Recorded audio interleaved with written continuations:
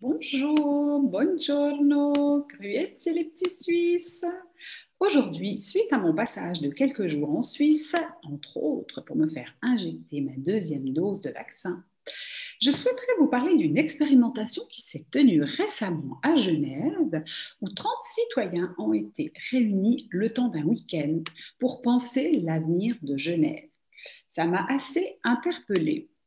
Le centre de conférence de la Praille offre une vue ensoleillée plongeante sur les gradins vides du stade de Genève et sa pelouse d'un vert éclatant.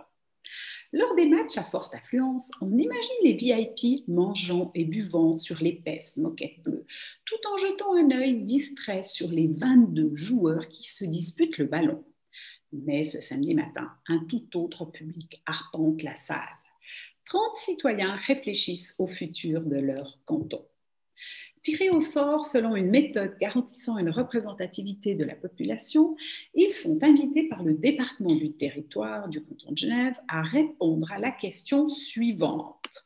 Comment voulons-nous habiter le territoire genevois pour mieux vivre dans le respect de la nature et faire face au changement climatique? Pas simple. L'assemblée est donc éclectique. Jeunes ou grisonnants, locataires ou propriétaires, ouvriers ou cadres supérieurs, Suisses ou étrangers, les voici amenés à s'entendre durant 4 week-ends pour aboutir à la publication d'un rapport qu'ils remettront au Conseil d'État genevois et à toute autre instance qu'ils jugeraient utile d'informer. Une telle expérience inédite à Genève a déjà été menée à Sion, en Valais et dans d'autres villes européennes.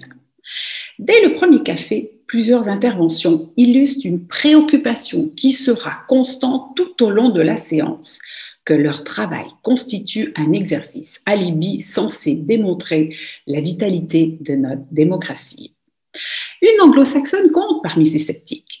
Est-ce qu'il y aura de l'action après tout ce que l'on fait? Questionne-t-elle en direction du politologue Nenad Stojanovic, qui anime la discussion à l'aide d'accompagnateurs. Un homme au léger accent italien prend à son tour la parole et lui répond indirectement. Nous n'avons pas de chef, nous ne sommes pas des politiciens. Même si nous sommes suisses et donc généralement modérés, nous pouvons être courageux en rupture. C'est la meilleure manière d'obtenir des résultats. Et de proposer dans la foulée le recyclage obligatoire de 100% des déchets produits dans le canton. Nenad Stojanovic précise qu'il est légitime de s'interroger sur l'issue et rappelle la règle. Vous serez propriétaire de votre rapport, vous en ferez ce que vous voudrez, y compris fonder un parti politique sur cette base ou lancer une initiative. Mais on n'en est pas encore là. Car après ces débats liminaires, 5 groupes de travail sont formés. Le week-end précédent, les 30 élus ont auditionné une douzaine d'experts, dont une ingénieure de l'EPFL et un ancien conseiller national. Il s'agit dès lors de rassembler toutes ces idées et d'en dégager des priorités. La méthode, définir un principe dont découle un objectif, puis une série de mesures très concrètes. Au sein d'un de ces groupes, plusieurs personnes veulent insuffler davantage de transparence dans les processus de décision politique. La doyenne du Cénacle, âgée de 79 ans, n'est pas de cet avis. Si l'on veut vraiment savoir, on peut. Notre démocratie est beaucoup plus transparente qu'on ne le croit. Je le confirme.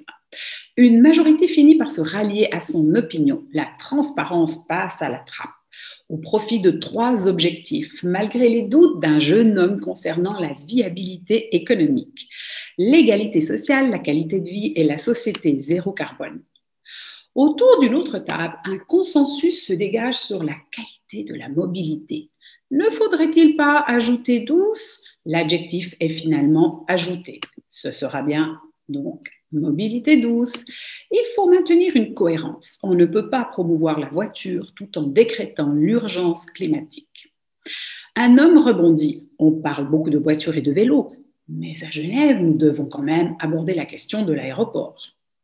Il récolte une approbation tacite, mais la discussion en reste là pour l'instant.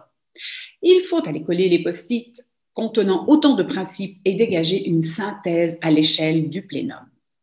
L'exercice ne sera pas si difficile, car les réflexions des autres groupes sont certes formulées différemment, mais similaires dans leurs intentions. Prendre en compte les besoins des personnes à bas revenus n'est pas très éloigné du souci de viser l'égalité sociale. Et limiter le nombre de véhicules motorisés rejoint l'idée de promouvoir une mobilité douce de qualité. Ce qui frappe à mesure que l'on se faufile furtivement parmi les groupes, c'est l'écoute mutuelle.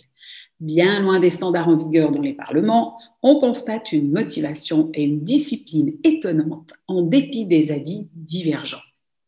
Rares sont les personnes qui pianotent sur leur téléphone ou s'adonnent à un babillage intempestif. Des leaders naturels émergent forcément, car peu semblent habitués à s'exprimer en public, surtout sur de tels sujets. Mais lorsque les plus timides sont amenés à donner leur avis, au sein d'un petit groupe, un équilibre s'établit. Puis vient le moment d'évoquer les mesures concrètes. Une dame suggère de limiter le gaspillage d'eau, une autre l'imposition d'une marque de papier toilette qui plante des arbres en Amazonie en fonction de ses ventes. Intéressant. Malgré les craintes exprimées quant au sort réservé à leur travail, la plupart des personnes se disent séduites par le processus. Justement, le prochain forum citoyen organisé par la chancellerie de l'État de Genève consistera à rédiger le matériel du vote prévu le 21 novembre. L'objet reste à déterminer. La sélection se fera également par tirage au sort. D'ici là, les 30 miliciens se seront réunis encore un week-end, auront rendu leur rapport et sauront peut-être ce que les autorités comptent faire. J'ai trouvé ça très intéressant comme approche et comme méthode.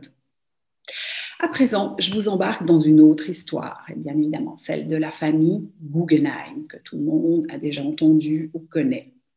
Le livre Une chronique familiale, qui vient de paraître aux éditions Slatkin à Genève, retrace la chronique familiale éclatée dans l'espace et le temps des migrations des familles dont sont issus les parents de Daniel Guggenheim tout au long du XXe siècle au sein de l'Europe et au-delà. Celle de sa mère, héritière d'une dynastie de magnats du sucre en Ukraine, forcée à fuir la révolution bolchevique de 1917. On suivra leur pérégrination dans des conditions souvent difficiles à travers l'Allemagne, la Roumanie et surtout l'Italie, avant de s'établir en Suisse peu avant la Deuxième Guerre mondiale. Ces années d'exil leur permettront néanmoins de rencontrer des auteurs, des poètes et des musiciens du début du siècle qui les marqueront profondément. Celle de son père, issu de la branche prospère de la famille Guggenheim, originaire du ghetto de Lengnau en Suisse allemande, que la mauvaise conjoncture à la moitié du XIXe siècle décide à financer le voyage aux États-Unis de sa branche pauvre.